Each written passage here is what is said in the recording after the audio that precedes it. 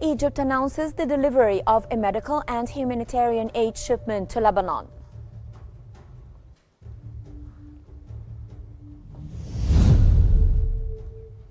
President Abdel Fattah El-Sisi commemorates the 51st anniversary of the 6th of October War.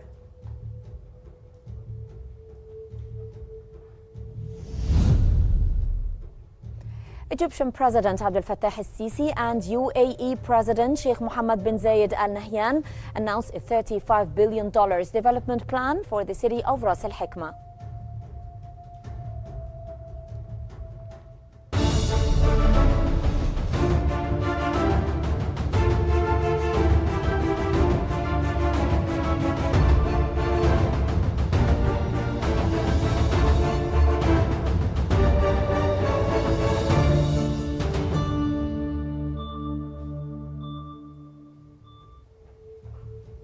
You're now watching the latest updates in Egypt on Q News with Mihal Al-Hamalawi, and moving on for the latest developments in Egypt.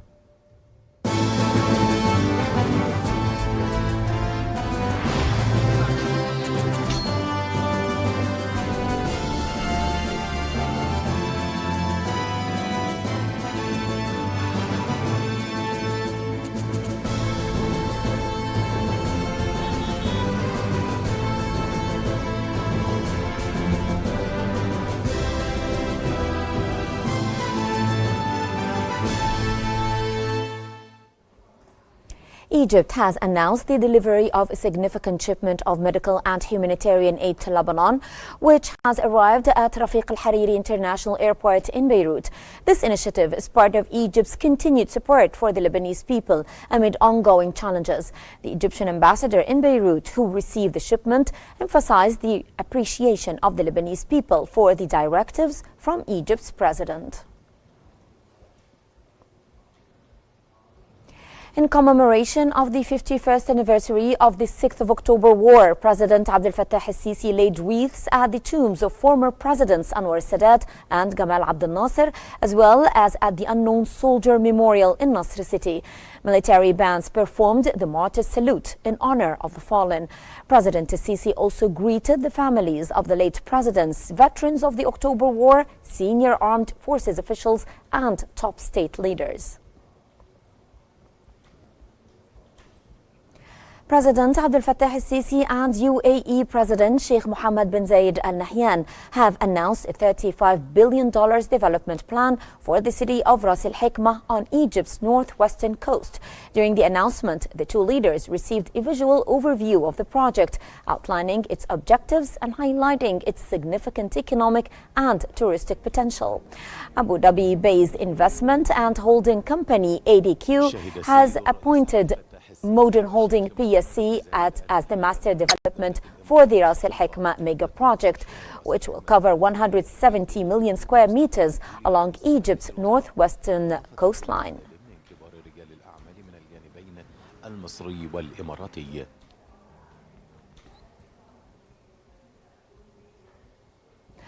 Foreign Minister Badr Abdel Ati and his French counterpart Jean-Noël Barrot have discussed the latest developments in Lebanon and the surrounding region, emphasizing the urgent need for immediate de-escalation.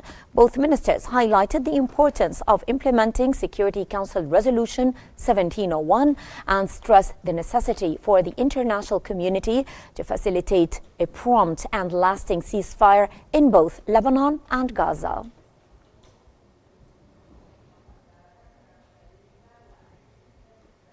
Egypt and Saudi Arabia have discussed boosting cooperation in the field of civil aviation. Egyptian Minister of Civil Aviation Sameh Al-Hifni, Saudi State Minister and Cabinet Member Assam bin Saad bin Saeed, and the head of the General Authority for Civil Aviation have discussed a number of issues of mutual interest between the Egyptian Civil Aviation Authority and the Saudi General Authority of Civil Aviation to support further cooperation. Egypt and Kenya have discussed ways to enhance bilateral relations. Egyptian ambassador to Nairobi, Wael Nasruddin Atiyah, and Kenya's Minister of Foreign Affairs, Musalia Mudavadi, discussed strengthening cooperation with Kenya, particularly in the fields of agriculture, water resources, irrigation, infrastructure, sports, and capacity building. Minister of Communications and Information Technology Amr Talat and the UN Secretary General's envoy on technology Amandeep Singh Gill have discussed joint cooperation in the field of ICT. Held on the sidelines of the first Global Digital Public Infrastructure Summit, the meeting has affirmed that the priorities of Egypt's digital strategy are consistent with those of the UN.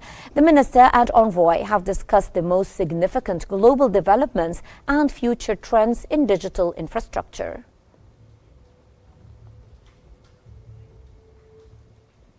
The Egyptian embassy in Lebanon has announced it has arranged a special flight for Egyptians residing in Lebanon who wish to return home. Citizens requiring temporary travel documents are urged to begin the process in preparation for the upcoming flights. The embassy also encouraged those who have not yet registered and wish to return to do so as soon as possible.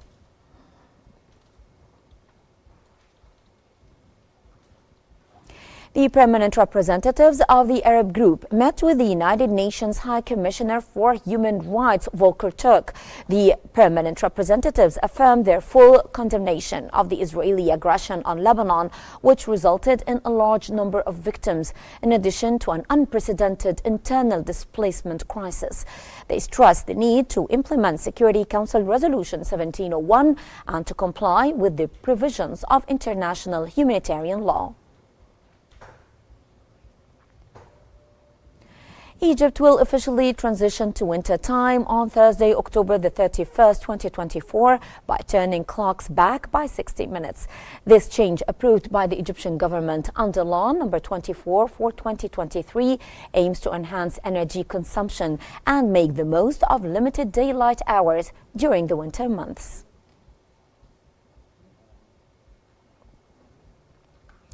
The Egyptian Ministry of Education and Technical Education has announced the establishment of several schools in Sinai and the Canal cities.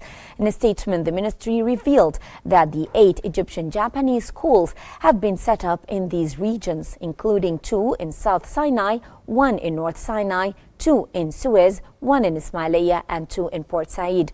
Additionally, 6 applied technology schools have been established, 3 in Port Said Governorate, 1 in Suez Governorate, 1 in South Sinai, and 1 in Ismailia. The Egyptian Minister of Health and Population has announced the presidential initiative 100 Days of Health has delivered over 103 million free medical services in just 65 days. Deputy Prime Minister and Minister of Health and Population Khalid Abdel Ghaffar stated that the campaign has provided a total of 103,224,212 medical services since its second version launched on July 31st. Notably, the campaign offered 633,111 services just yesterday.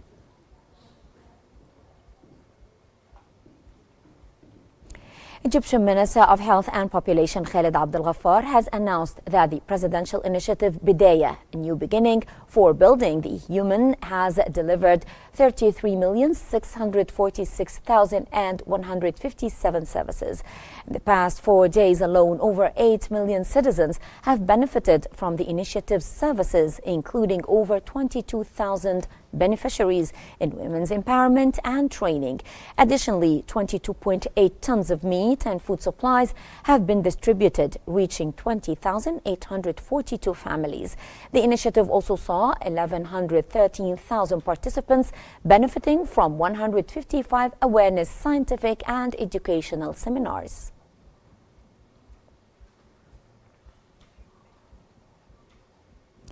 The Micro, Small and Medium Enterprise Development Agency has announced that it has invested approximately 2.5 billion Egyptian pounds in financing 57,000 small and micro projects in Sinai from July 2014 to August 2024. The agency also stated that it has created over 100,000 diverse job opportunities for the people of Sinai and the Canal cities.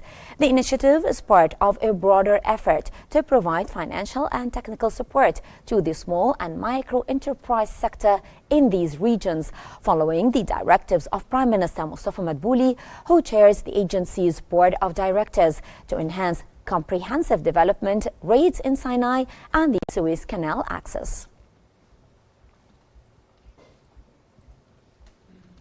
Egypt has been ranked first in Brand Finance's 2024 list of the top 10 African countries with the strongest brand value. According to Brand Finance, Egypt boasts the highlight national brand value in Africa, ranking 41st globally. Several factors contribute to the country's brand value, including political stability, economic performance, cultural heritage, quality of life, and global reputation.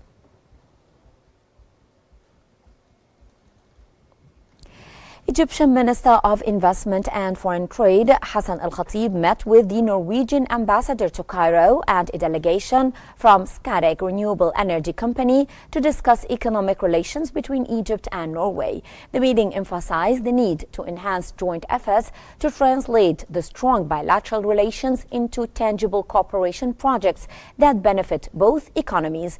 Additionally, they reviewed several existing projects by Scatec in Egypt and discussed plans for further initiatives in the Egyptian market. Egypt has discussed with Nokia Corporation means of boosting cooperation. Egyptian ambassador to Finland, Mohammed Ghanim, reviewed the incentives presented by the Egyptian government to investors, especially getting the golden license stipulated by the investment law.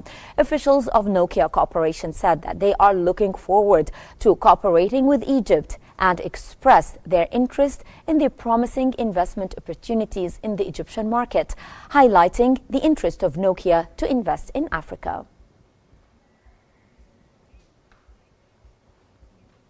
Egypt and Total Energies have discussed the company's future investment plans in Egypt in the fields of research, exploration, and production of natural gas, held on the sidelines of the 19th Francophonie Summit, which is taking place in Paris, France. Egyptian Minister of Petroleum and Mineral Resources Karim Badawi and Patrick Pouyanné, the chairman of the board and chief executive officer at Total Energies, reviewed the company's investments in the field of manufacturing and marketing mineral oils in the oil production plant in Alexandria. The meeting also discussed the new 2024 international tender announced by the Egyptian Natural Gas Holding Company to search for natural gas and crude oil in 12 sectors in the Mediterranean Sea and Nile Delta. Moving on to sports news, Egyptian striker Ahmed Kuka Hassan has scored a vital equalizer for Rio Ave in their 1-1 draw against Famalicão. Kuka came off the bench in the 56th minute and scored a powerful header in the 75th minute, marking his first goal since rejoining the club. With this result, Rio Ave now sits 11th in the Portuguese league standings with 8 points. And Egyptian forward Omar Marmoush has scored his first Europa League goal as his team secured a 3-1 win over Besiktas. Marmoush opened the scoring from the penalty spot in the 19th minute, taking his season tally to 8 goals in the 8 games. With a dominant performance, Marmoush continues to enjoy a stellar start to the 2023-2024 season.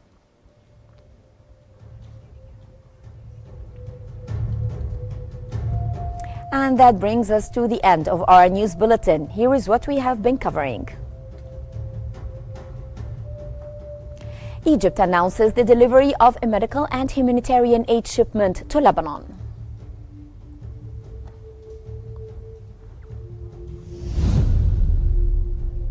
President Abdel-Fattah el-Sisi commemorates the 51st anniversary of the 6th of October War.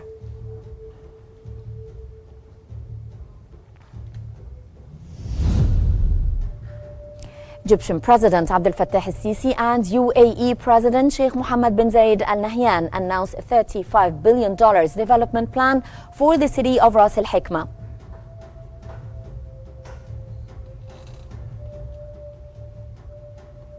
And this concludes our news bulletin for this hour. Thanks for watching and stay tuned for more updates here on Q News.